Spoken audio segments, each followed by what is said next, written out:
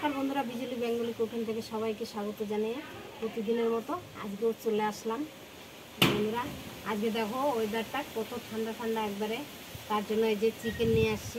রান্না করব একটু অন্যরকম। বন্ধুরা দেখো, প্রথমে মাংসটা আমি লেবু দিয়ে ভালো করে, মাংসটা আমি পুরো কাঁচা মশলায় রান্না করব, কাঁচা লঙ্কা দিয়ে রান্না করব, কোনো শুকনো লঙ্কা ইউজ করব না। এই দেখো, তার জন্য বেটে নিয়েছি যে কাঁচা লঙ্কা, এখানে আছে আদা বাটা, রসুন বাটা, আর এখানে আছে জিরা বাটা। এই সব কিছু জিরা আর ধনে বাটা একসঙ্গে সমস্ত কিছু। আমি কিন্তু শুকনো লঙ্কা ইউজ করব না। এই মাংসটা রান্না হবে, চিকেনটা দেখতে থাকো বন্ধুরা। শুধু শুকনো লঙ্কা দিয়ে রান্না করলেই কালার হলেই ভালো লাগে, দেখতে সুন্দর সুন্দর, কিন্তু কাঁচা লঙ্কা দিয়ে যে রান্না করব না বন্ধুরা, এই শুকনো লঙ্কার থেকে কাঁচা লঙ্কার রান্না কিন্তু বেশি টেস্টিকর, বেশি স্বাদ। আরও অনেক বন্ধুরা আছে শুকনো লঙ্কা খেতে পারে না, খেলে পরে অনেক অসুবিধা হয়, তাদের জন্য এই রেসিপিটি। দেখতে থাকো কীভাবে আমি রান্না করি। গরম জল বসিয়ে দিয়েছিলাম, জলটাকে এখন ঢেলে নেব। আলু কেটে নিয়েছি, আলুগুলো একটু ভেজে নেব। সরষের তেল,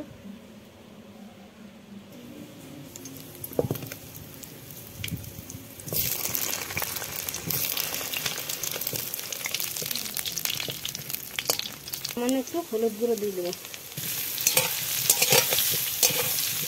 একটু লবণ দিয়ে দেবো। ভাজা হয়ে গেছে বন্ধুরা, তুলে নেব। এই তেলের ভিতরে আর একটু তেল দিয়ে দেব বন্ধুরা। সম্বারের জন্য একটা শুকনো লঙ্কা, গোটা এলাচ, দারচিনি, লবঙ্গ, একটু জিরা আর দুটো তেজপাতা দিয়ে দেব। দিয়ে দেবো পেঁয়াজগুলো।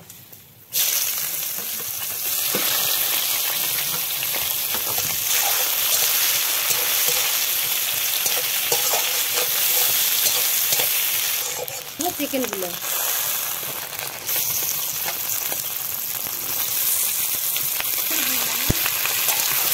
তোমাদের আগেই বলছি, একটু অন্যভাবে রান্না করবো আজকে। এইভাবে রান্না করলে কিন্তু মাংসের স্বাদ আরো ভালো লাগে, টেস্টি লাগে বন্ধুরা।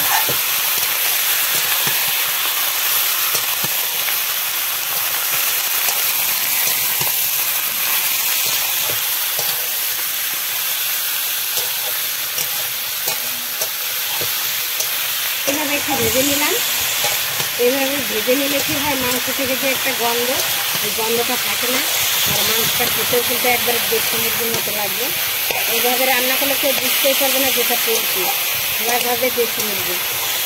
দিয়ে দেবো টমেটো কুচিগুলো।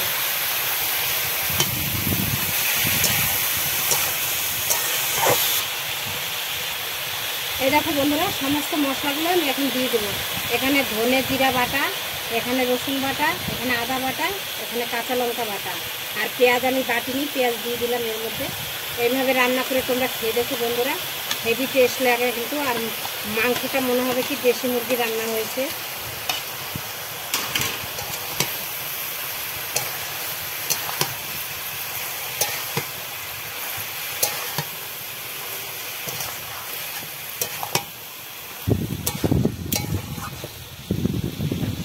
দিয়ে দেবো লবণ, স্বাদ অনুযায়ী লবণ দিয়ে দেবো। দেবো হলুদ,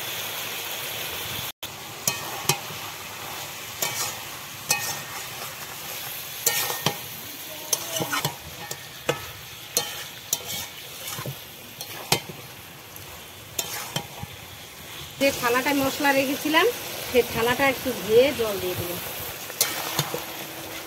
কাঁচা মশলার রান্না বন্ধুরা, কাঁচা লঙ্কার কেউ বুঝতেই পারবে না, আর খেতে কালারটাও এত সুন্দর হবে।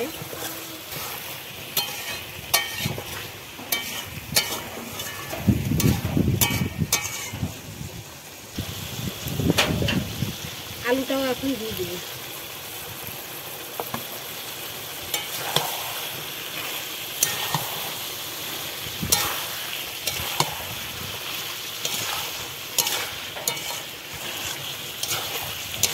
বন্ধুরা কে কে খেয়েছো কমেন্ট করে জানিও, আর যে যে না খেয়েছো তারা একবার বাড়িতে রান্না করে খেয়ে দেখবে, মনে হবে দেশি মুরগি খাচ্ছি। একটু ঢেকে দিচ্ছি বন্ধুরা।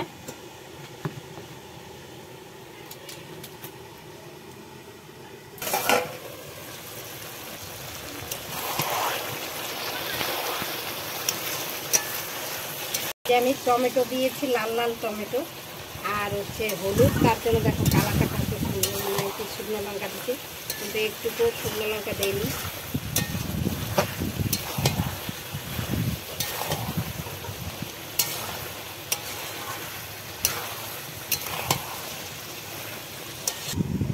আর একটু সময় ঢেকে দেবো বন্ধুরা।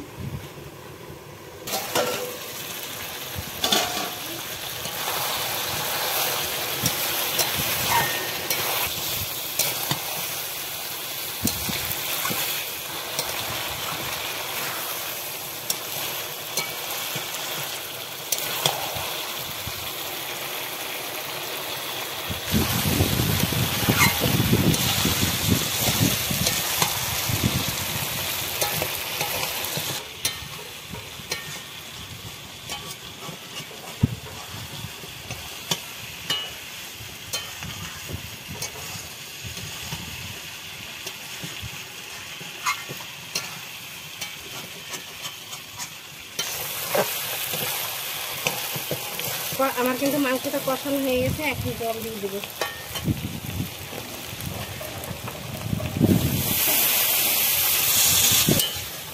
বন্ধুরা, যে জলটা আমি গরম করে রেখেছিলাম ওই জলটাই দিয়ে দেবো।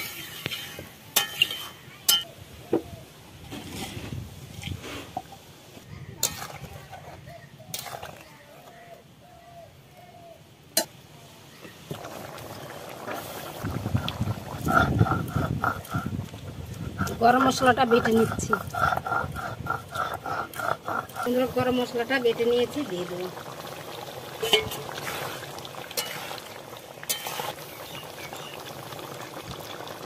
বন্ধুরা, আমার মাংসটা হয়ে গেছে, এখন নামিয়ে নেব।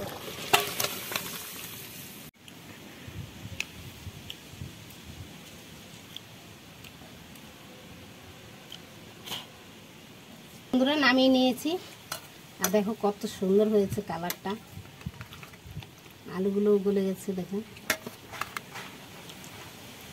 ধোয়া ভাত নিয়ে নিয়েছি গরম গরম, একটু মাংস নিয়ে নেব।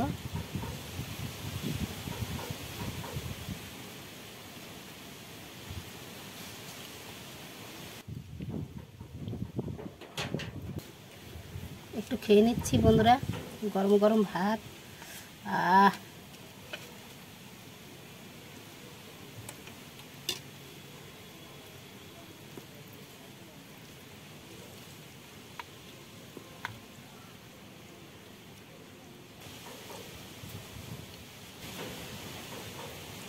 দেখো বন্ধুরা, কত নরম হয়েছে মাংসটা।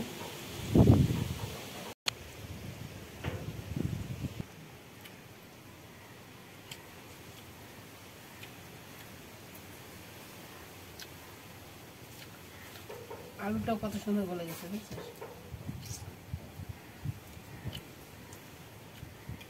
মাংসের আলু খেতে তো আরো দারুণ হয় বন্ধুরা, দারুণ সেই হয়েছে, সেই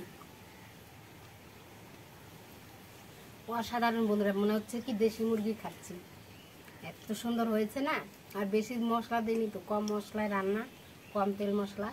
আর দেখো কাঁচা মানে লঙ্কা দিয়ে রান্না করেছি, শুকনো লঙ্কা কিন্তু একটুকু দিইনি। যেটুকু কালার হয়েছে হলুদের জন্য, আর টমেটো দিয়েছি, পাকা টমেটো একবারে লাল লাল, তার জন্য খেতে কিন্তু খুব অসাধারণ হয়েছে। গরম গরম ভাত বন্ধুরা, আর এই সঙ্গে যদি এরকম এক পিস আলু থাকে না মাংসের সঙ্গে, সেই দুপুরে একবারে জমে যাবে। এই রেসিপিটি ভালো লাগলে লাইক শেয়ার কমেন্ট অবশ্যই করবে। আমার চ্যানেলটি সাবস্ক্রাইব করে আমার পাশে থাকবে। ফেসবুক পেজে দেখলে ফলো করবে। দেখা হচ্ছে নতুন নতুন ভিডিওতে। সবাই সাবধানে থাকো, সুস্থ থাকো। আজকের মতো এখানে টাটা।